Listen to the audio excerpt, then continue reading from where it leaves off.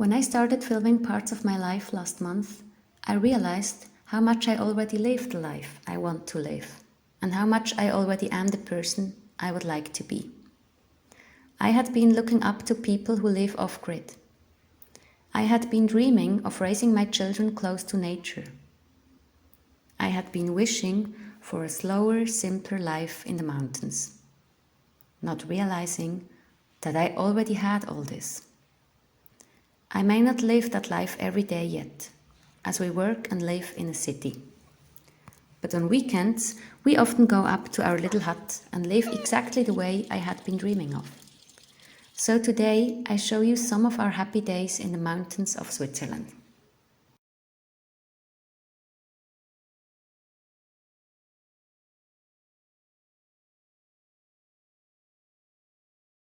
Children don't really need playgrounds made of plastic and iron. Why not using a tree as a swing?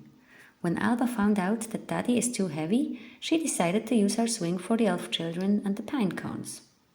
Would she have had this imagination as well if we had been on a playground in the middle of the city?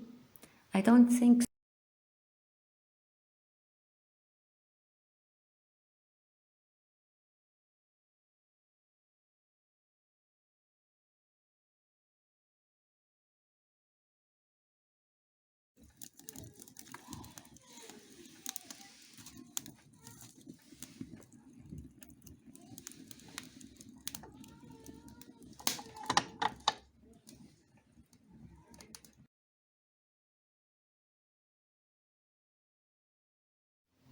There cannot be sunshine every day.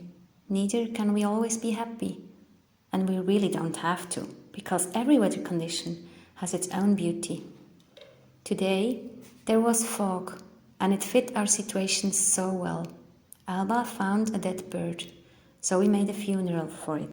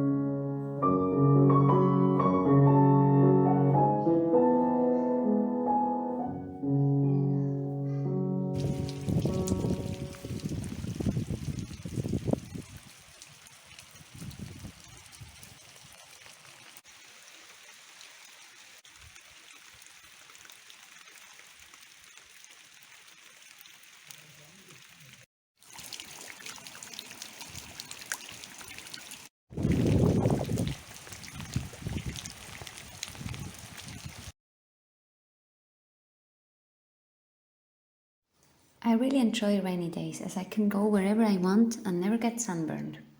So I was happy to go on a walk all by myself this morning. I went down to the little stream to see how much it grew in the rain. It may not seem big to you, but on sunny days there is sometimes nearly no water at all, so it was quite impressive to me.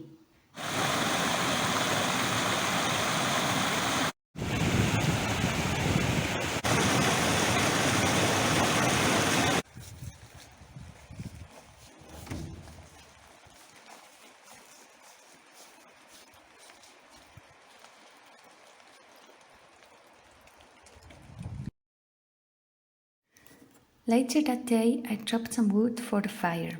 Rainy days in the mountains can get really cold sometimes. I also made little pieces for the oven to cook. There is no electricity in that hut or around, so we cook on the fire. I'm used to an electric stove at home, but I enjoy cooking on the fire very much.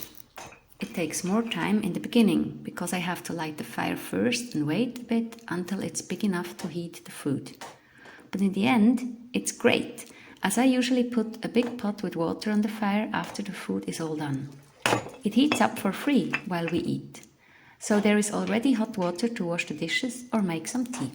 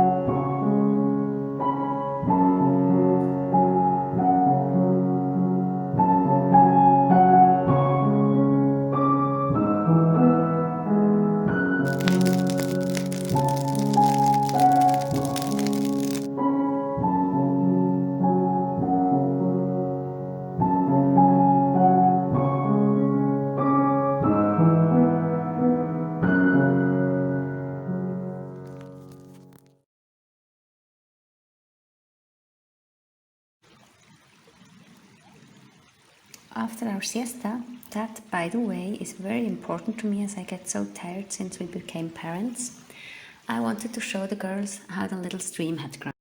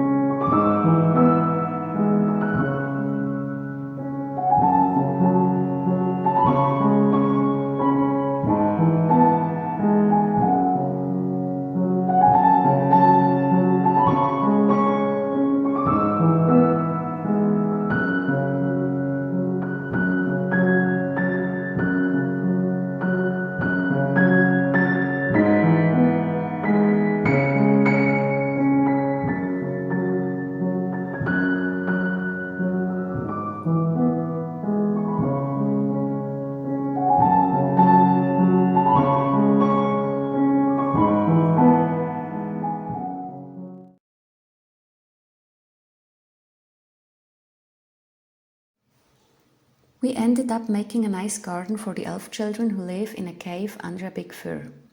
Well, at least we believe they are living there. That is one of the greatest things about motherhood.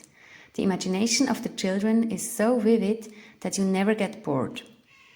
Yes, I had mentioned the elf children at first, but Alba continued the story and invented more and more around it. In the end, she even collected some fern for the elf grandfather to use against his stomachache. I really hope it helps and he gets well soon.